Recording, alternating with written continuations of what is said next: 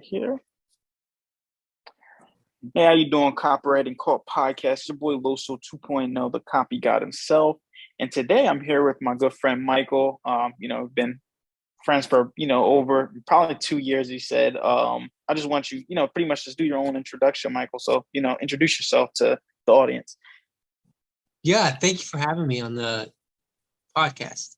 Yeah, no Yeah, problem. so right now I do two jobs. I work in industrial construction Hmm. as a estimator planner, and I am a life coach on the side. And Hmm. I work with people who have autoimmune conditions, giving them the confidence for everyday life through diet, mindset, and stress management, and just working on looking at all the different factors that it takes to help you operate at your full potential for the reason that God created you for. I like that. I like that, man. That's definitely a strong introduction right there, Michael. So we Thank definitely you. appreciate that, man. So where are you calling in from right now? So I live in Baton Rouge, Louisiana.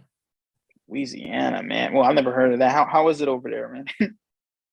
It's good. So Baton Rouge, it's the capital. So LSU, you've probably heard of LSU. Oh yeah, definitely They're heard of yeah, LSU. they're in Baton Rouge. And so we're kind of, everybody always talks about New Orleans when everybody thinks of Yeah, yeah. Louisiana. No, definitely. But That's what I was thinking. yeah, but Baton Rouge is probably more of like, New Orleans is more of like a hustle bustle. You can walk down the street, there'll be a different musician on every single corner, probably playing a little bit different style of music. Baton Rouge is more of the oil base businesses running out of it. And then Louisiana is part of the petroleum capital products of the world. Hmm. So we're really big into the oil-based industry. No, that's beautiful, bro. That's beautiful. That's beautiful. So being in Louisiana, is it like is your family from there too? Is that originally where your family from as well? Nah, so originally I was born in Ohio. I spent Hmm. 8 years in Idaho, and Hmm. now I've lived in Louisiana close to 8 years. The second week in Hmm. January, that'll make an official 8 years of living in Louisiana.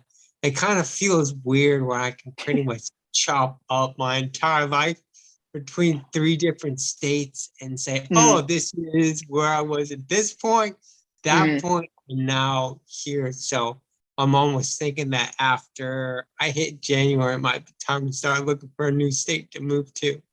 Oh yeah. Bro does it every 8 years. That's cool though, man. Because I think it's good. I think it's real good to experience stuff like that though. Like me personally, I lived in Philly before, and I only lived in Delaware, so I don't really travel a lot. So I think it's gonna be good for me to, now with my new promotion and also with the business and all that stuff starting to grow, it's good for me to travel because now you get those different experiences. You know what it's like to live in different states. I'm kind of just like, oh, Delaware's home, Philly's home, and that's pretty much for me. So I think that's pretty amazing right there. So let's get back to the life coaching, man. And that's a really niche, good niche too that you're in as well. For all respect for life coaches, man, I love it. Mindset is like my Thank favorite thing you. to talk about, honestly. Where does your inspiration come from? Becoming a life coach. Like, what made you want to jump into it? So, what made me want to jump into it was in 2020, Hmm. I kind of took a promotion. I took a job at a different plant.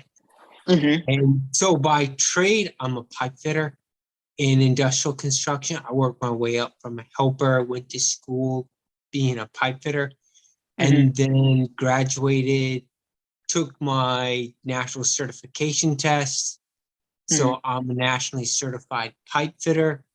And then after doing that for maybe 2 or 3 years, I ended Yeah. up getting a opportunity and a crazy story with that. And I ended up getting a job to move up as a estimator planner It's pretty Hmm. rare for guys in the field to move into a job that's in the office. So I Yeah. took it, and then because my goal was to run a job site one day, Yeah. and then so I took that, and it was more of a career move. And Yeah. then that was in 2020, and another big event that happened in 2020, that's when COVID pretty much hit everywhere in the US. Yeah. So Yeah. I went fine for 3 months, got up to March, and then that's when the pandemic and everything happened. So I ended up getting sent to go work from home. Everybody who could work from home ended up getting sent to go work from home. Took my work laptop with me. And then about 2 weeks in there, I got a call from my boss. He said, Monday, I'm going to have to lay you off. Numbers aren't Mm. working out. Finish out the week. And then he called me back Sunday and said, numbers are working out. Looks like I can keep you. And then worked about a week. And then he called me back and he said, going to have to put you down part time. Is that okay with you? I went, yeah, that's okay. I was just happy to have a Yeah. job Grateful to be a and job, especially with everything going on. Yeah, yeah, I got you. yeah, and keep my insurance and benefits and all that. And then it got to a point where I went, if I have X amount of money, which was $2,000 in my bank account, I need more cash flow coming on in. And then sort of going back to a little bit of Grant Cardone. Problem's not with the amount that you're making. Well, Hmm. the problem isn't with that you have a job, the amount of cash flow. So I ended up getting a part-time job at a grocery store. And Yeah. then that was around July. And then around October, November, things started to get rough where I could remember driving in the car and just praying the entire time, like, God, I know I'm doing everything right, but this Yeah. just isn't working out. And basically banging your head on that wall. And you're like, I don't know what to do. And then one of my coworkers went out for an emergency surgery that saved her life. And Oh wow. then I ended up getting full time hours for a month or two. I paid for an MRI. I was able to get a little bit because I have multiple sclerosis. So, Hmm. and then I did my first 10X challenge. And after that, I was like, man, I'm not living up to my full potential. So I was like, obviously, what I'm doing is not like it's not enough. I need to Yeah. do something. So I was like, I either need to find a new company or start something myself. So I was like, I have more faith in myself than I do finding a new company that Nah, for real. is what I'm looking for. So I ended up working with a coach from Poland. And then I was like, I'm thinking about this leadership thing, but I'm not in a leadership position. Yeah. But I have this other thing being diagnosed with multiple sclerosis. I've been on a challenge that Terry Walls did, and I noticed pretty much everybody on the challenge, they all had mindset issues. I was like, I know I can help out anybody with their mindset. So that's what got me started on being a life coach.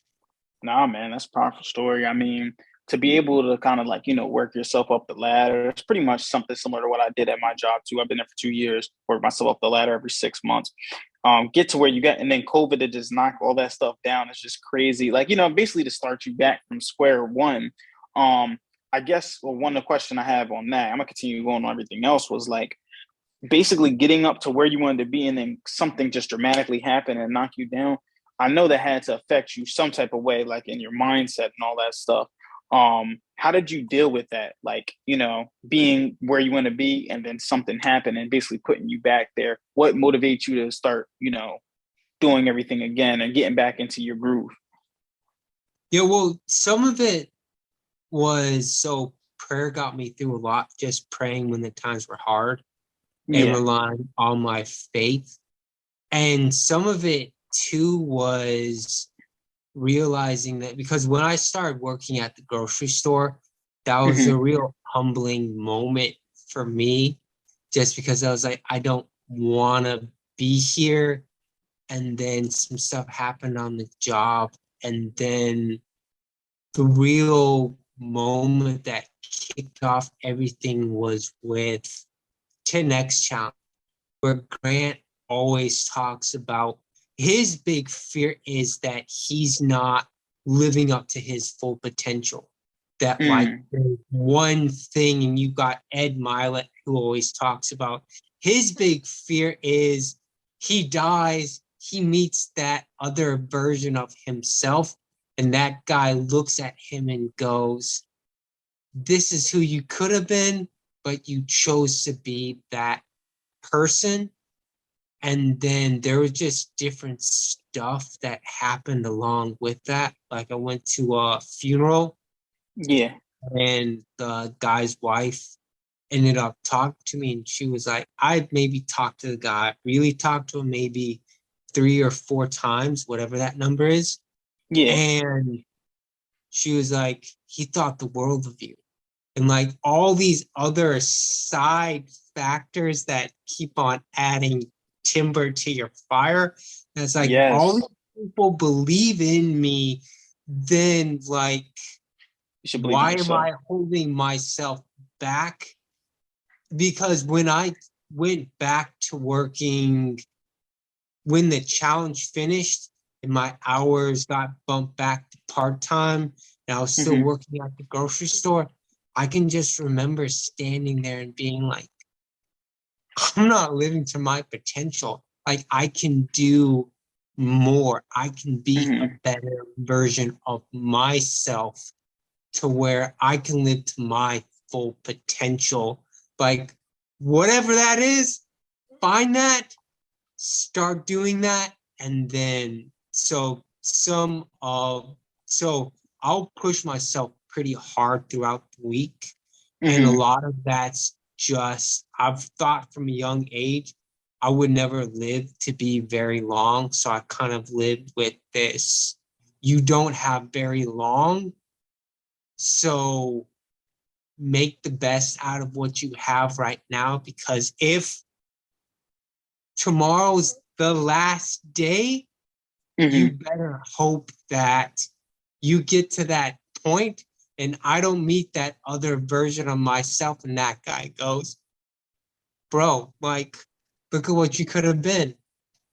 Yeah, no, I like that.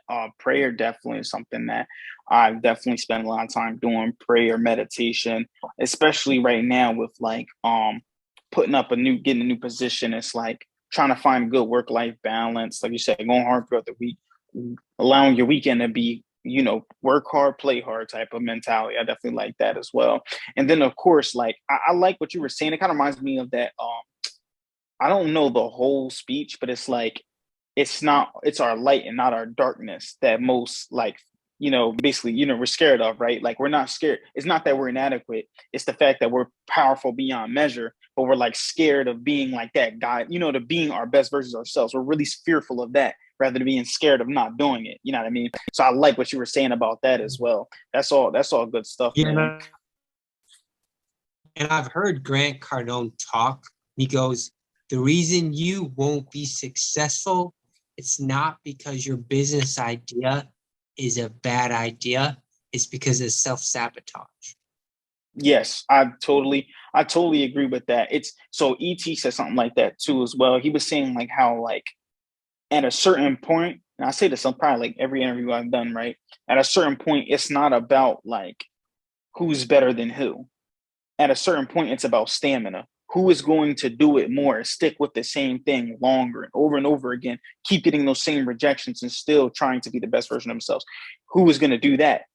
That's what's going to separate the two different people, because a lot of people can have the same thing like for you, right? There's plenty of mindset people that talk about mindset, people that do stuff, people that do what me and you doing right now, podcasts, all that stuff. But who's gonna stick with it more? ET literally posted free YouTube videos for 18 years before he blew up and became a millionaire.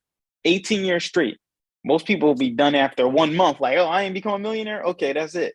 But 18 years, like, are you willing to really put in that work? You know what I mean? So I definitely like everything that you were saying about all that. Now, you were talking about prayer. So, like, what is your relationship with, like, your spiritual relationship, and how do you think that has been helping you along your, business journey? So I'm a Christian, so Hmm. my relationship with God is important to me, Hmm. and that um that at different times I've strayed off from the path. Hmm. Some, like, there was one year went on a just drunk every single weekend, working on destroying my relationship with God as much as Hmm. possible. And then I was diagnosed with multiple sclerosis. Can you explain what multiple sclerosis is for the audience who doesn't really That's know what it is? MS. Yeah, So, MS. multiple MS is just short abbreviation for multiple sclerosis. So Hmm. multiple sclerosis is a autoimmune condition. I use condition instead of disease because if you follow the right steps, and you can get it into remission, and a few people have been able to completely beat it, Hmm. but that's if you follow all the right steps and stuff. But the what multiple sclerosis does is, so your nerves in your spine, they're covered by like a fatty layer on the outside called Hmm. myelin. And what Hmm. multiple sclerosis does is it attacks your myelin and it breaks it down, and it essentially destroys your myelin. So the more people who, because some people, they have issues with temperature changes and a lot of Hmm. things like that, and they get really down there in wheelchairs. I met one guy whose wife had been in pain meds for so long that all of her teeth had dry rotted out of her mouth.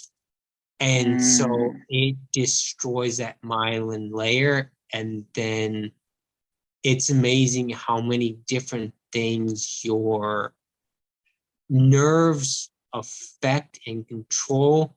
And then people who have MS, they get something called lesions, which, if you have an MRI, it looks like white matter all over your Yeah. head.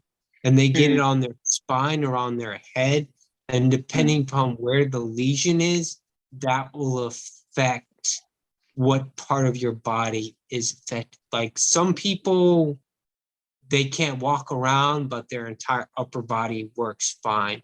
And then some people, they're bedridden, or some people can't see, or just different things. It just depends on whatever it is. There's something called drop foot, where it sounds like your foot's just slapping the ground whenever you go. Hmm. And that I've that I have a little bit of that. And, like, I still have some symptoms, but I'm working on getting healthy enough so that I can get off of my um prescription drug Yeah. medication, and then really Yeah. start working on healing.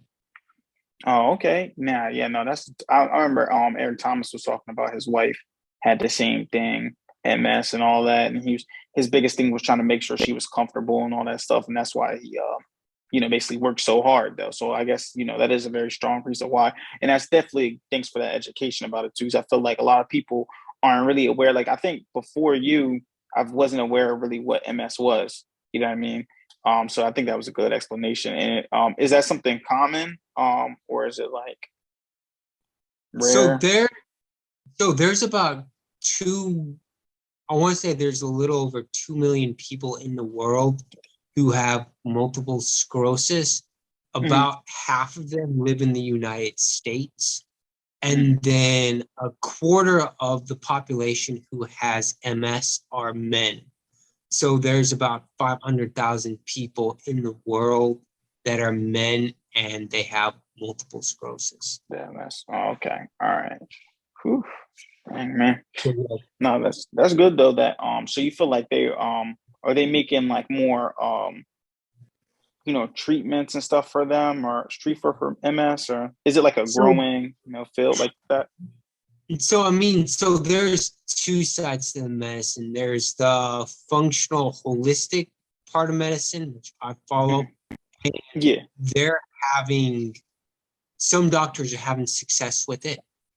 And Mhm. then you have the rest of the medical community, specialists and neurologists. Oh, the ones that are actually Mm. creating like drugs and stuff for it. They're the ones who are creating the drugs for it. And really, the drug, they're prescribing it to you and they're hoping that it helps you out. They don't know if it's going to actually help you out. They're hoping that will, because a lot of the times in the medical community, if that drug doesn't work, they upgrade to a stronger and a stronger. And then at some point, they hit you with the strongest drug, and that's not working. They kind of throw their hands up in the air and they go, there's nothing that we can really do. We can help you out with pain meds and different stuff like that.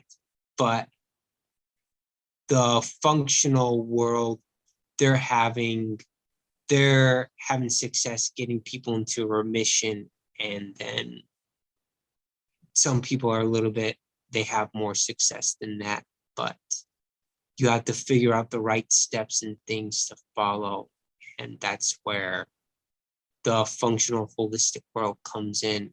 And working on things like with your environment and your Mhm. diet and your Yeah. mindset and all that's important, and you're working on it so that hopefully you can find the right key to unlock it to where you can at least get into remission, and then um hopefully be it, because the goal is to not remission, even though remission is great, but it's to do more than that. Because whenever you got a cold, you don't go to the doctor and go, oh man, like, what can you do to help me out? And the doctor doesn't go, oh, here's some pills. This will get you into remission. Hopefully it won't come back. Like, we'll keep it Yeah. down. You're gonna go, what are you talking about, doc? Like, I want to beat this thing, not put it into remission. Hmm. Okay. No. Okay. So had MS, you're very educational with that as well. We appreciate all that. Prayer has got you through everything, being, Christian, all stuff like that. I like how you relied on God. I like how it seemed like when your stuff was back was against the wall, you decided to make a way and pave a way. And, that's really good because a lot of people won't do that no matter what's going on in their life. And they try to become that, that victim mentality. But I see that you took that and was like, you know what, I'm gonna do this with it. So this was a great interview, man. Before we, get off with our, exits and all the stuff like that, I want to ask, was there anything else that you want to leave for the audience? Like one last tip that you would give on like mindset or, as far as, with your spirituality or anything like that?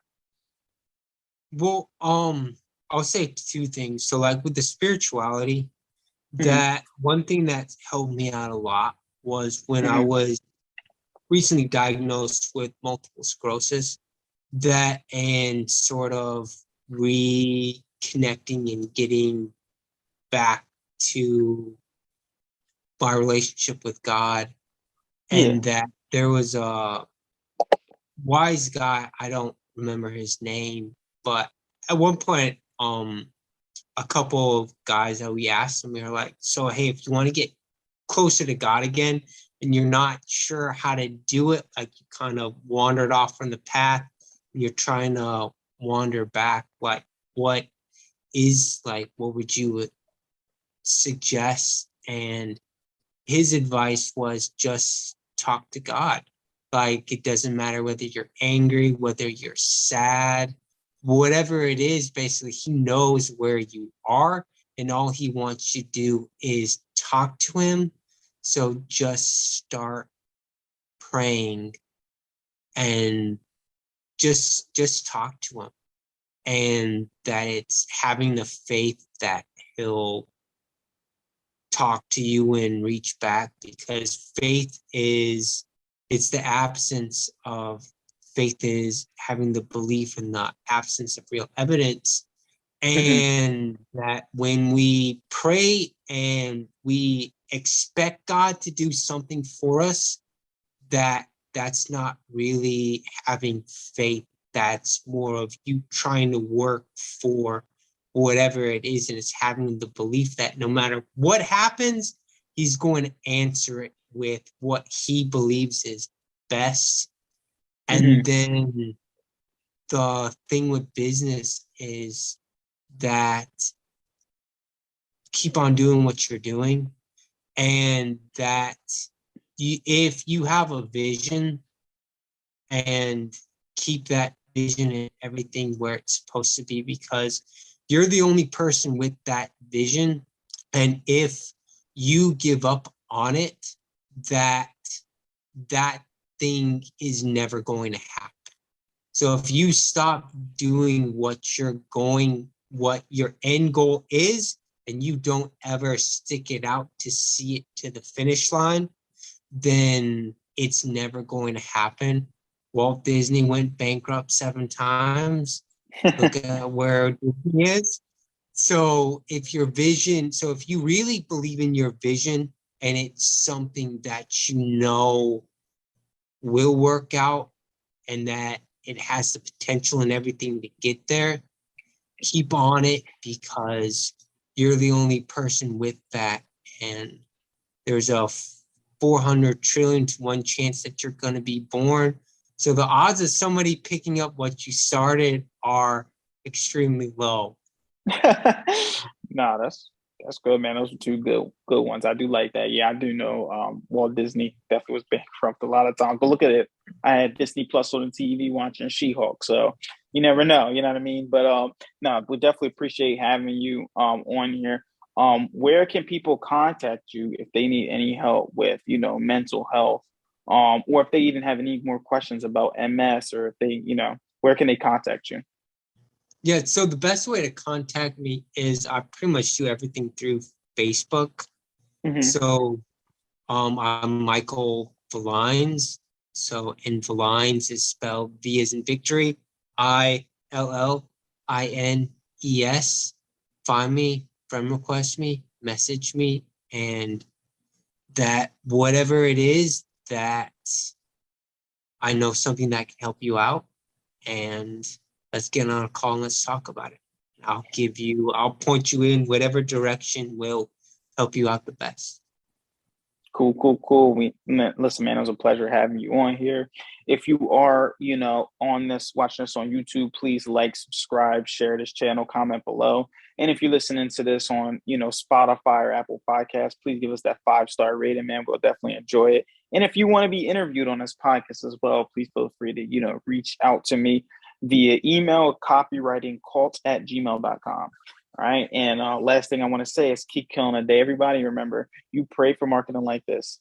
Copy God out.